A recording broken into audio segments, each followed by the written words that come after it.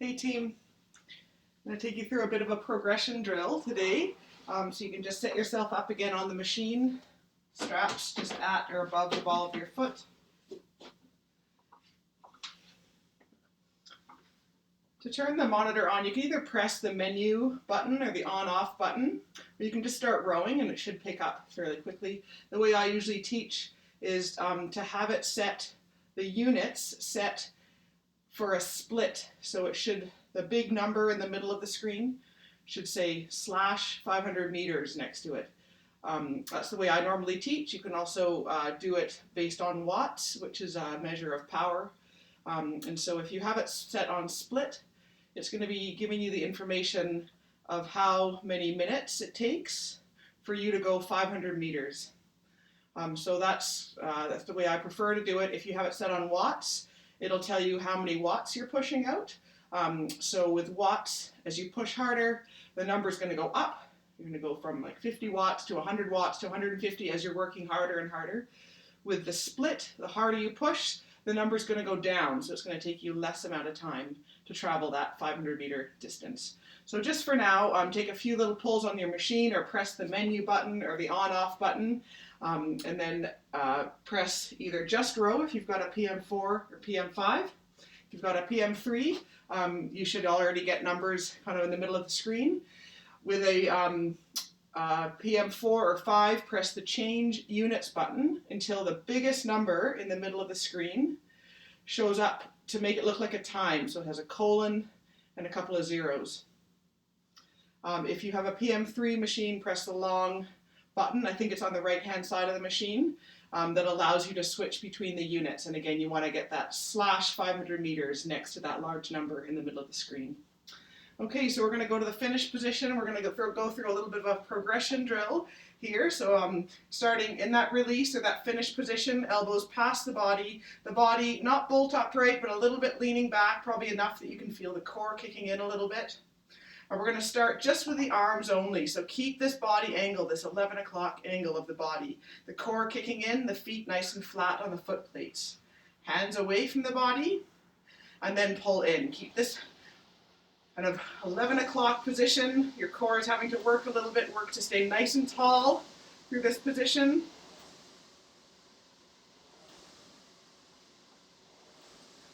Good, just go in time with me.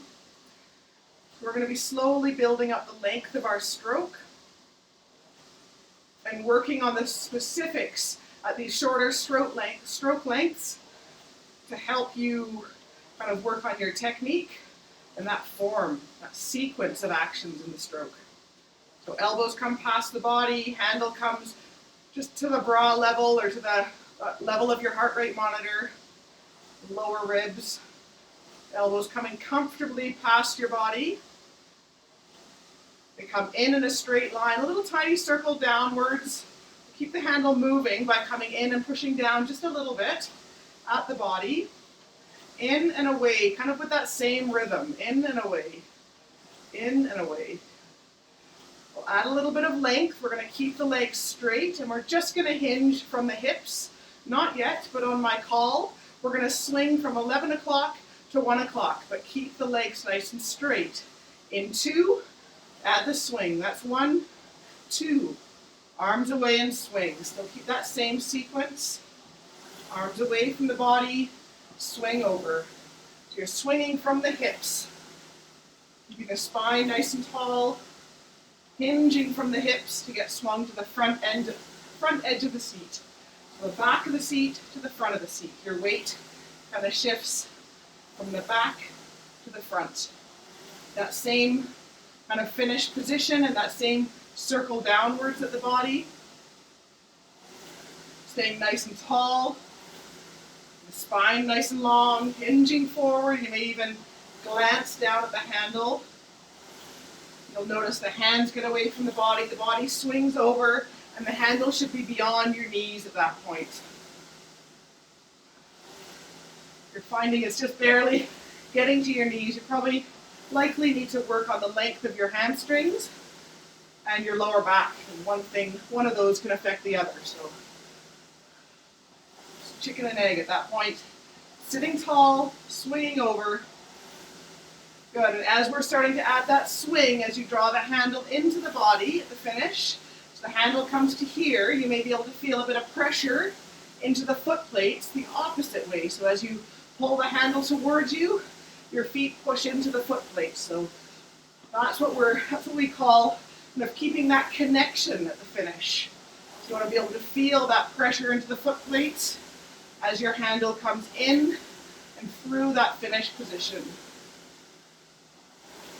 We're going to keep this sequence of the hands coming away, the body swinging over, and we're going to add a bit of length with the legs, but just going up to 1/4 slide. So not yet, but on my call, we're going to go up to a 1/4 slide, which is the same sequence out of the finish. Hands away, body swings. And then once the hands are away and the body is swung, then the knees bend. You kind of creep forward about 1 or 2 inches on the seat. So let's do that together in 2. That's 1, 2, hands away, swing, little tiny bend at the knees. Good, so barely breaking the knees here. Keep that same sequence we worked on with the shorter slide lengths. The hands coming in towards the chest, the lower chest. A little bit downwards and away. The body swings over. And just slowly floating forward. A little tiny bend of the knees, and then you push away from the legs. So your drive isn't that long just now, but even still, try to feel the legs pushing first. They're not going to be pushing very long by themselves because it's such a short drive. But start to think about that, your core working, your shoulder blades working, to keep the body angled forward as the legs begin that push, and then very quick after that, the body starts to open, the arms bend. Ideally, we want the legs, body, arms finishing together, here together, all 3 parts finish together. That sequence, still feel that pressure in the feet as you come around the back turn here. Next up is half slide. We're going to go a little bit further forward on the slide. Not yet. On my call, I'll tell you what to do and then I'll tell you exactly when to do it. We're going to go up to half slide, which is about a 90-degree bend of the knees. Think of your seat coming halfway up the slide and then pushing back again. In 2, take your time to get there. 1, follow me. 2, half slide. A little bit longer forward.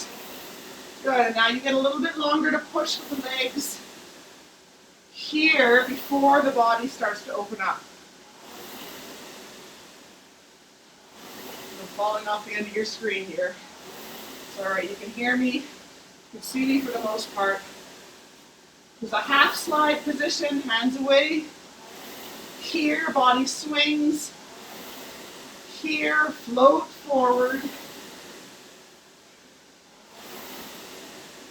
Good. You can even start to add the breath. We should have been doing this all along, but finding a rhythm to your breath as we settle in to this rhythm of the stroke, especially as the stroke gets longer. Settling into a rhythm of the breath as well.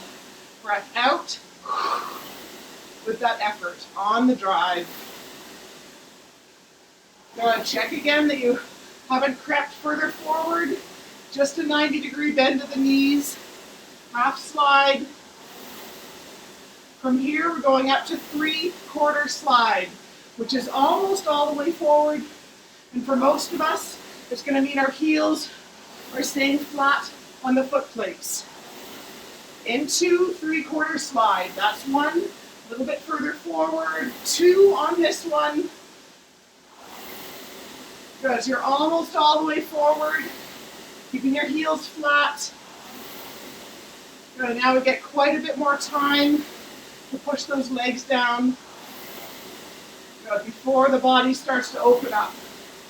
So now from that catch, it's legs first, then the body, then the arms.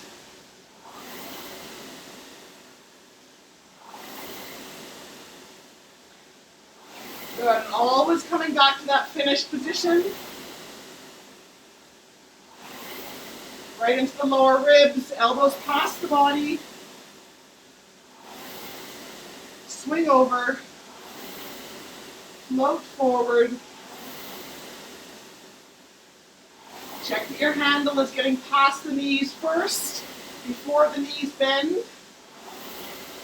Take your time on the way forward. And from here we're going up to full slide.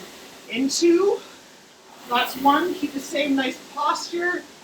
2, all the way forward to the catch. Good, so you're able to come up onto the toes, onto the balls of the feet, the catch. And as you come away from the catch, keep the arms straight. Nice and long through the arms as the legs push down. About halfway through the drive, the body starts to open up. And as the body moves through 12 o'clock, the arms start to bend.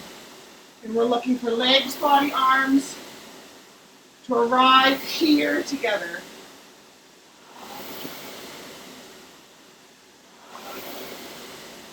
Beautiful. Nice and long. Let's just go through each of those parts of the stroke that we did from those progressions. So first of all, the body's going to be coming open to 11 o'clock. The hands come away from the body. Feel some pressure into the foot plates here as you draw the handle into the body.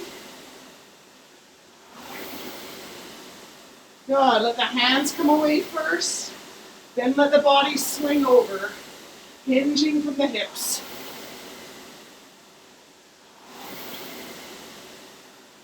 Work to keep the spine nice and tall, lengthening through the spine as you swing.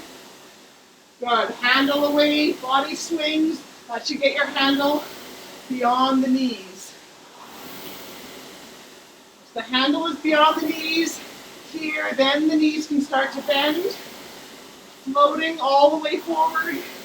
Relaxing into the catch. Good. Keep the spine tall. All the way forward. And as soon as you get to your full catch position, the shins about perpendicular to the ground. Likely your heels are lifted, your weight's on the front of the seat, and you've got that from that finished position. You found that forward body angle here, and you hold it. Here you hold it all the way forward. Good, then use your core to keep that weight on the front of your seat here as you push the legs down. Legs, body, arms. From the finish, arms, body, and the legs fold forward. Arms, body, legs, legs, body, arms. I'll take about 5 more. The spine tall, lengthening.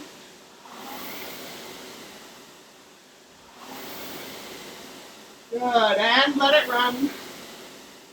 Yes. There you go. Hope that's helpful. That might be a nice drill to come back to every now and then, or as part of your warm-up. You can always do a bit of a shortened version of that. And all the best. Rock on, keep moving.